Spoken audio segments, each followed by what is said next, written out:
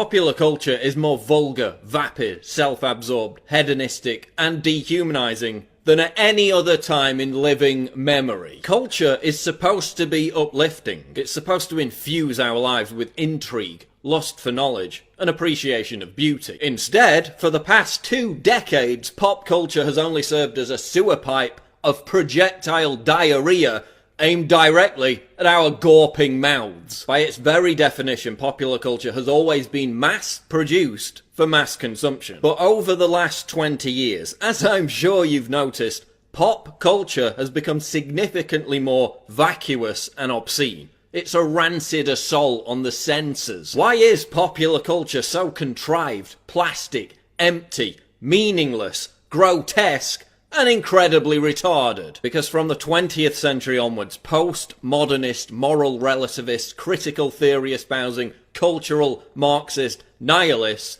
began to seize control of society. Postmodernism seeks to erase the distinction between high culture and popular culture. They want to turn everything on its head. In simple terms, postmodernists have sought to reshape society in their image. And that's why everything's so ugly. From architecture to art to music to entertainment, they're making everything hideous. The goal?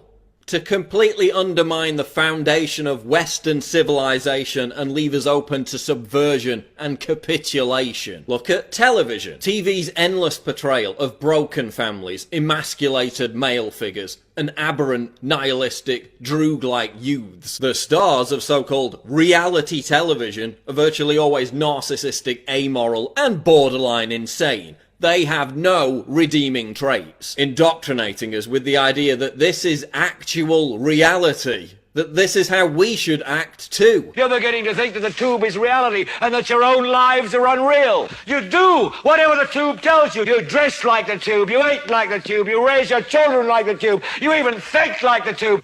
This is mass madness, you maniacs! In the decadent late stages of a society, bizarre behaviour proliferates and is legitimised by the dominant culture. They're fetishizing pathology. We're even seeing the mainstreaming of paedophilia by the news and entertainment media. Salon.com giving a platform to a wannabe child molester. Articles that legitimise watching child porn. A new Fox show that shows a transgender 6-year-old wearing a sadomasochistic ball gag. This is all intended to drag us down into the gutter. Once we absorb this kind of degeneracy, our moral filter is irreparably damaged. Studies show that the more TV you watch, the more depressed you are, even for active people who exercise regularly. And is it really any wonder, given the warped and corrosive view of humanity that is perpetuated by television? We are their cattle. We are being bred for slavery. The revolution. Can somebody please explain to me what the hell that's all about? Just that idiot licking his nuts again. Popular culture is also hypersexualized. It's not prudish to observe that the sexual imagery we're bombarded with by television is infinitely more gratuitous than it was just 25 years ago. Even pornography itself is becoming uglier and nastier. It's documented that this hypersexualization process has normalized cheating and betrayal. It's this, oh, everyone else is doing it, so why not me mentality. Hypersexuality in popular culture leads to ruined relationships and failed marriages. Pop culture is making us miserable and lonely. Look at the cult of celebrity. Being famous used to require having actual talent, even as recently as 20 years ago. Now, the measure of fame a celebrity achieves is directly proportionate with the volume of tasteless debauchery that they inflict on the world. Vulgarity has replaced talent. The more vulgar and ostentatious, the better. Thanks to social media, young people have been indoctrinated into this idea that narcissism, not fulfillment, not meaning, not authenticity, but narcissism is the ultimate measure of satisfaction and importance. Celebrity is just a reflection of that. So what do we look for in our celebrities? Talent? Meaning? Authenticity? No. We look for narcissism. When 16-year-olds were asked in a survey, what would you like to do for your career? 54% answered become a celebrity. Yet nearly 70% of them had no idea whatsoever how they would achieve this. Sometimes when I watch TV, I stop being myself and I'm a star of a series or I have my own talk show or I'm on the news getting out of a limo, going someplace important. All I ever have to do is be famous. People watch me and they love me.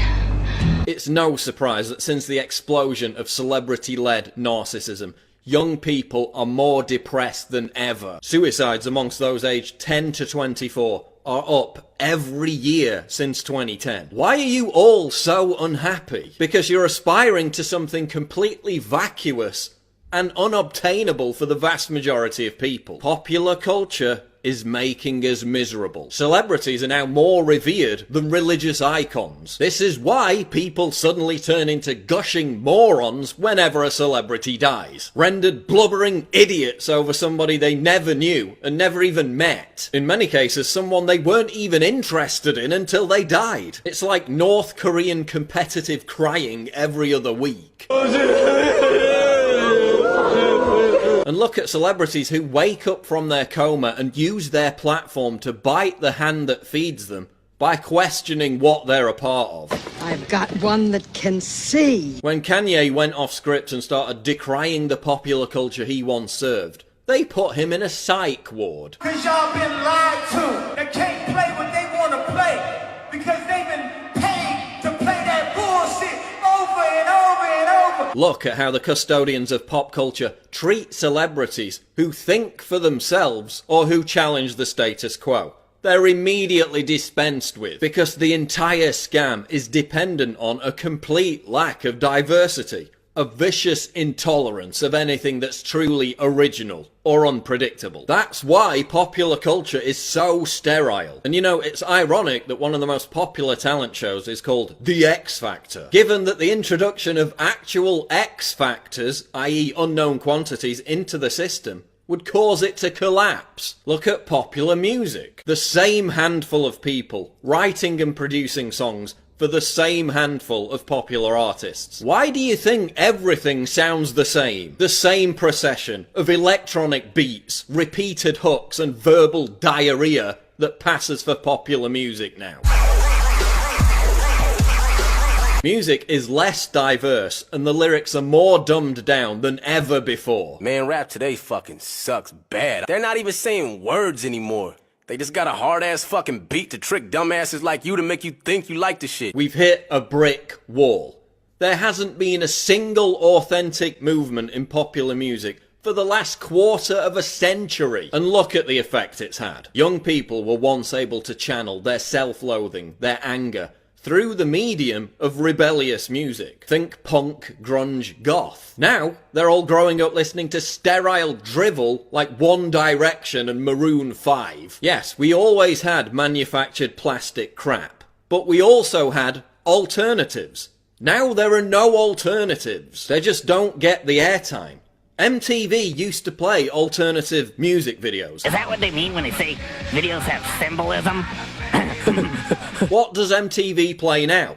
16 and pregnant. Musicians with actual talent and authenticity, because they still exist, are prevented from challenging this sterile status quo, while talentless, button-pushing, noise-vomiting DJs are deified. Millennials have been stripped of the ability to diffuse their adolescent rage and alienation into music or subculture. So they turn to the mental ghetto of identity politics instead. And that hasn't gone so well. What has my generation contributed to advance popular culture over the last 30 years? Humiliatingly little. Seriously, what have we contributed? Can you name anything positive? Gangster rap? A movement that encouraged millions upon millions of young people to aspire to act like degenerate criminal thugs. Yeah, that worked out great, didn't it? But then look at someone like Hopsin. Here's a guy who raps about how retarded and destructive gangster chic is. A guy who tells young people to get off drugs and live clean. What happens to musicians like Hopsin? Yeah, some of them get signed to big labels, but then they get parked for 3 years, or their albums are deliberately given no promotion. They're never allowed to obtain superstar status. How did rap music go from really good to so dry? Real artists get shelved and whack ones get famous. To leave masses brainless, a smart mind is dangerous. Because their message represents a threat to cultural Marxism, a threat to the toxic identity that the music industry force feeds young people. Look at youth counterculture. In the past, youth culture was spearheaded by students. They created the counterculture which then trickled down into pop culture.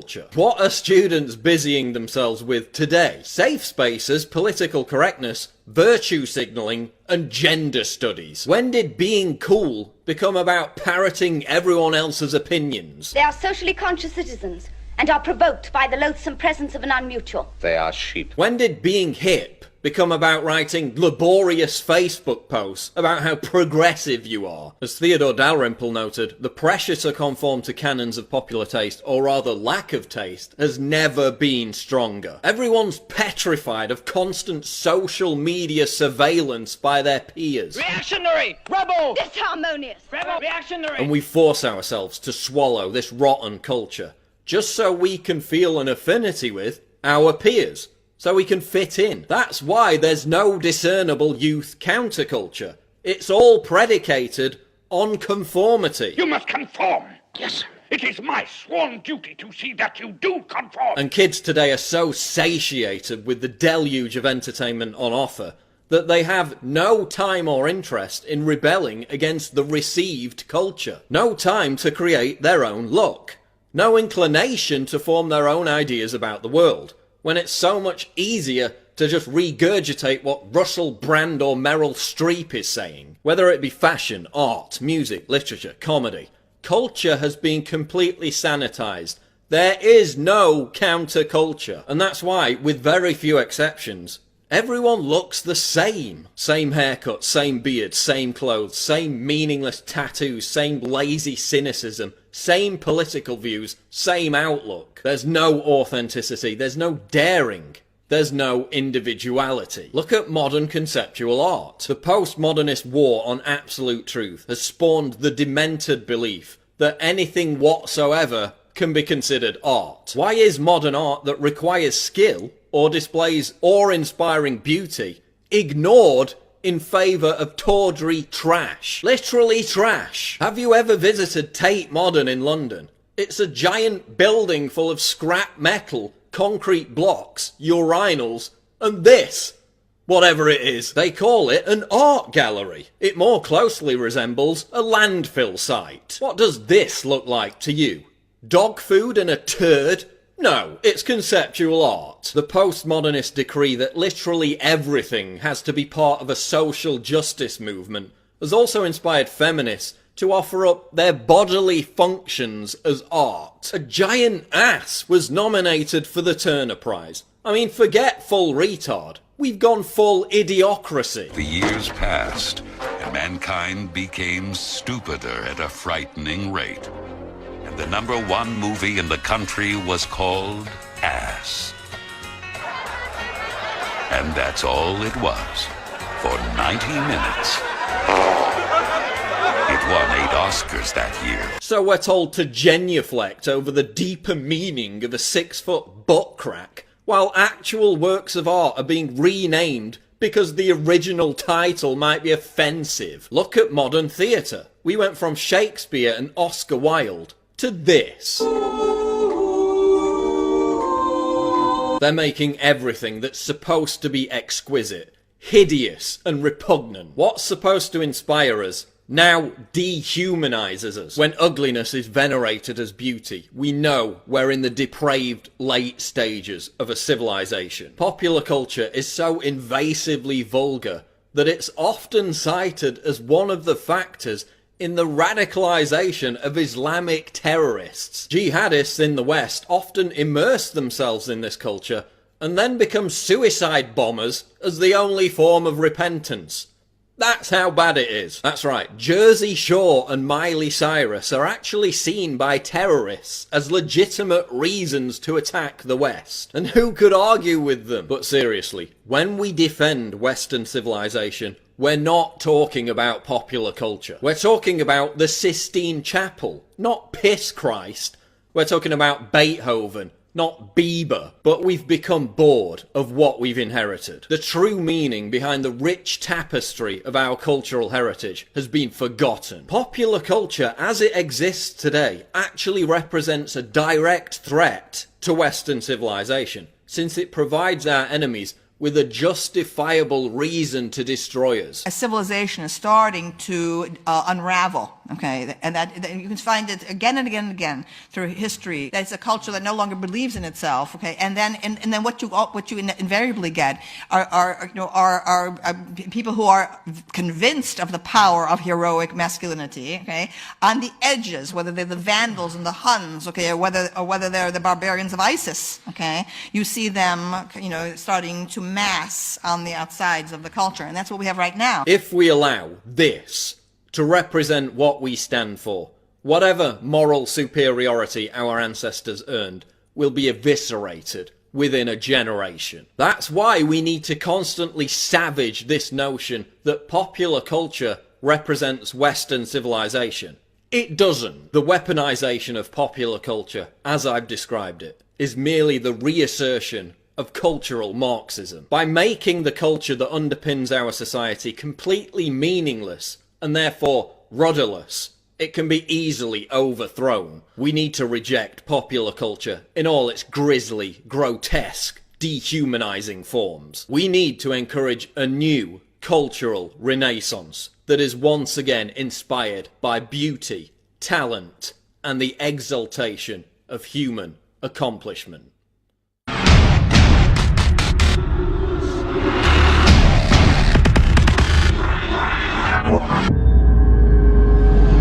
Click the link below to subscribe to the channel, and for more breaking news go to Infowars.com.